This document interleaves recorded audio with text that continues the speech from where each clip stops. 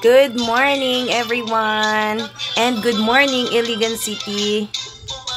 Itong vlog ko naman na to ay dito sa aking lugar kung saan ako pinanganak.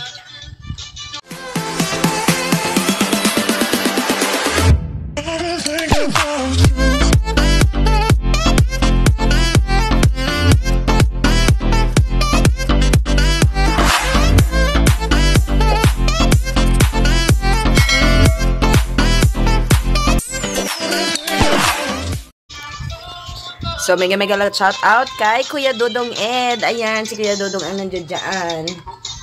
Saka si Papa Bons at saka si Sis Elisa Katitli ang una kong tinambayan kanina. Tapos si Asgard at saka si Kaijen.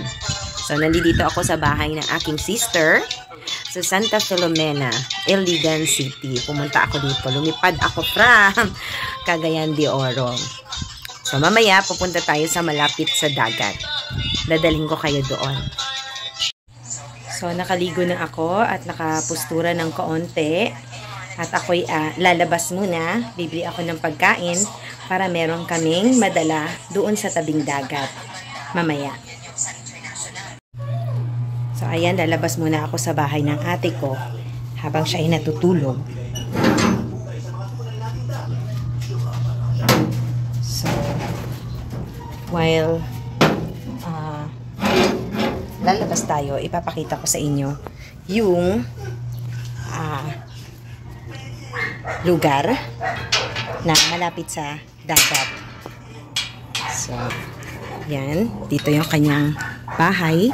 Pero hindi ito yung bahay na kinalakihan ko. At meron mga aso. So, ito yung way palabas.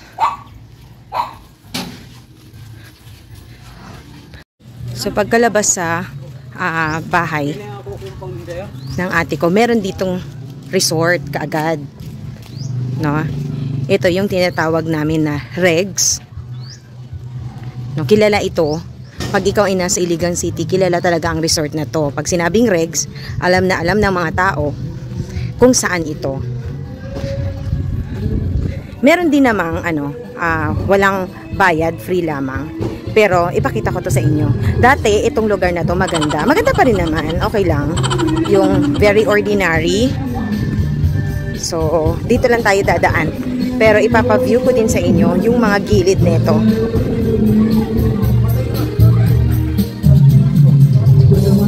So, ito yung kinalakihan ko na lugar.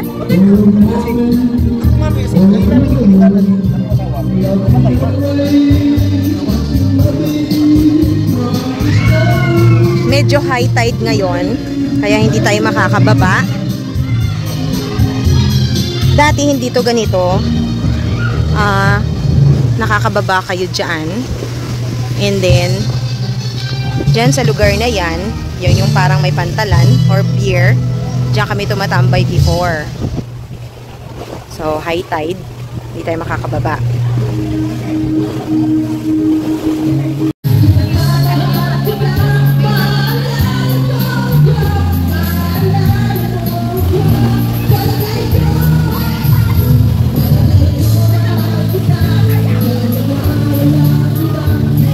Sarap alalahanin yung aking kabataan dito sa lugar na yan.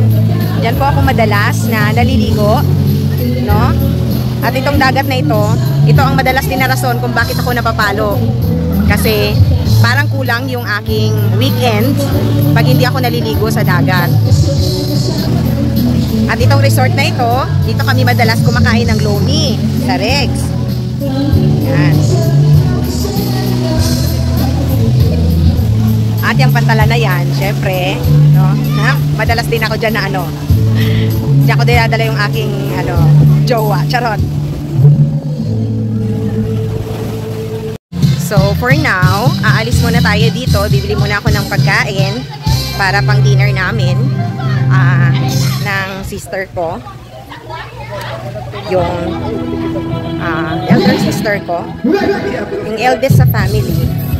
So, bibili ako para sa tabing dagat kami kakain. Dahil yung dalawa kong kapatid, shout out dyan sa dalawa kong kapatid na nasa Manolo Fort Beach.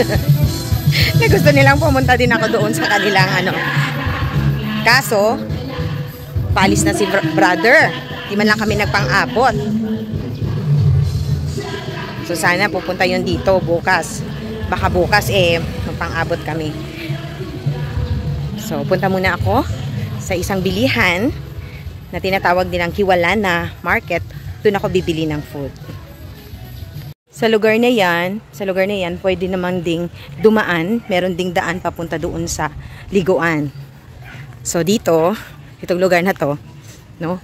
Dito kami madalas dumadaan pag pumapasok sa eskwelahan. So, andito na ako sa kalye.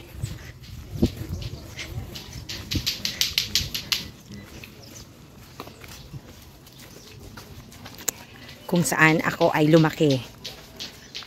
Dito mismo sa kalyeng ito, ito yung nilalaroan namin ng patentero, no, at kahit ano pang larong pangbata dito. Nung kabataan ko, hindi pa naman ganun kauso yung mga bakod. No? Itong isang way na to, parang katumba siya ng dalawa. Pero ngayon parang naging isa na lang. So, maybe because naglagay na ng mga bakod. No? Kasi noon, parang bahay lang. Yun na, kontento na yung mga tao. Pero ngayon, talagang meron ng mga bakod. At yung maliit namin na bahay, napalitan na po siya. Yung maliit po namin na bahay ay ito na po. Pero hindi na po ito amin. Ang nagmamay-ari nito ay ang aking brother. So, hello everybody! I'm here! Where is your mama and papa? Hi, Makinkin! How are you? Oy, ta. Okay. Oh, you stay na lang dyan, ha? So, nag-ikot-ikot ako dito sa bahay ni brother. Pero ito po talaga ang bahay. Dito tinayo yung bahay namin kung saan ako lumaki. Pero hindi ganito kalaki. Iba na. Si brother na ang nagpagawa nito. So, nasa second floor ako. Siguro, sarado to. Sarado. Kasi wala sila dito. Nandoon sila sa kanilang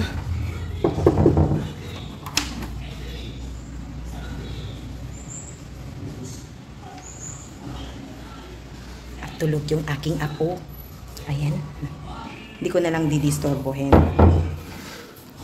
So, ito din yung madalas inuuwian ko pag andito ako sa Iligan City. So, yan. Merong terrace dito. At makikita nyo yung mga dumaan. So, dahil wala sila, at ako'y lalabas muna dahil nga bibili akong pagkain. So, tara, at ako'y bababa muna. Dito sa kwarto na to, pag nandito yung aking sister-in-law at saka yung aking brother, dyan kami, pinapatulog. So, ako'y bababa na at lalabas muna. Bibili. Ayan yung mga aso. Dalawa yan sila. Si Abby yung isa. Kaya ako'y lalabas muna dito sa kanilang bahay.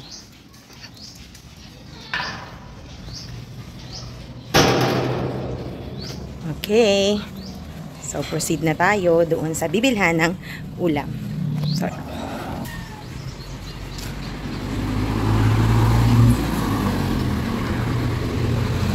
Yan, yung waiting shed, saksi ng aking kabataan. At ito yung National Highway. Kaya sanay po ako na malapit lang po sa, ayan, bukid na yan dyan. Pag pumunta kayo doon, pag dire-diretso, malapit din kami sa dagat. No? Merong bukid, meron ding dagat. So, papunta dyan, going to Iligan City proper yan. Tapos, itong way na to, yan naman, ito yung daan papuntang Cagayan de Oro City. So, tara at bibili tayo ng food. Yung mga puno na yan, yung nasa likod na yan, ito before, isang warehouse yan, isang malaking bodega na binabantayan ng aking tatay, ng aking papa. So sa likod niyan, meron niyang mga tanim, like mga saging, kung ano-anong mga halaman. Diyan kami pumupunta at dinadala ng aking papa, no? Nangunguha kami ng kahoy, mga panggatong, dahil hindi pa naman uso noon yung shilane, mga ganyan. So diyan kami sa likod na yan, yung mga puno na yan, no? Nakalakihan ko rin yan. Diyan kami kumukuha ng mga kahoy. Tapos may mga tanim yung tatay ko, mga saging, mga kasaba. Yan. Nag-face mask na ako dahil medyo marami ng mga dumadaan. Maalikabok, kaya tatawid tayo dito sa pedestrian.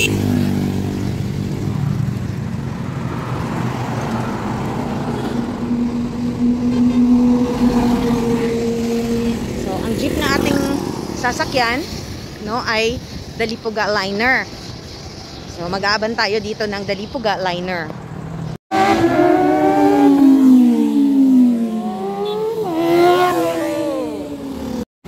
Bumaba ako dito sa palagi namin kinakainan na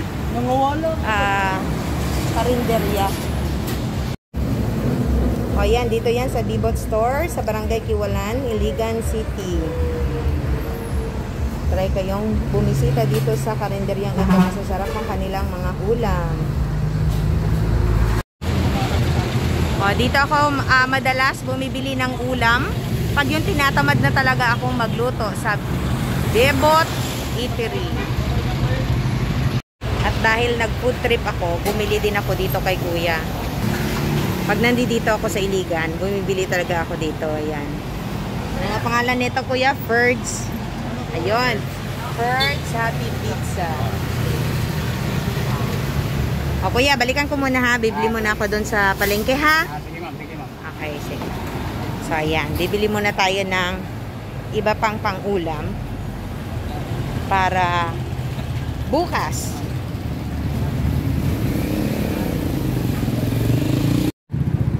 Nag-iikot-ikot ako dito kung ano yung mabilhan ko.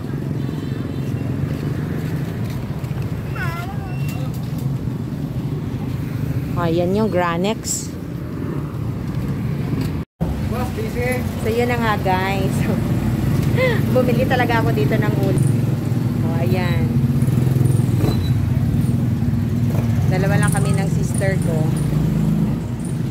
Na-miss ko kasi yung isda. Tapos yellowfin yung binili natin sa ulo na part para makatinola at saka maka-prito. Alright, nakabili na din ako ng isda.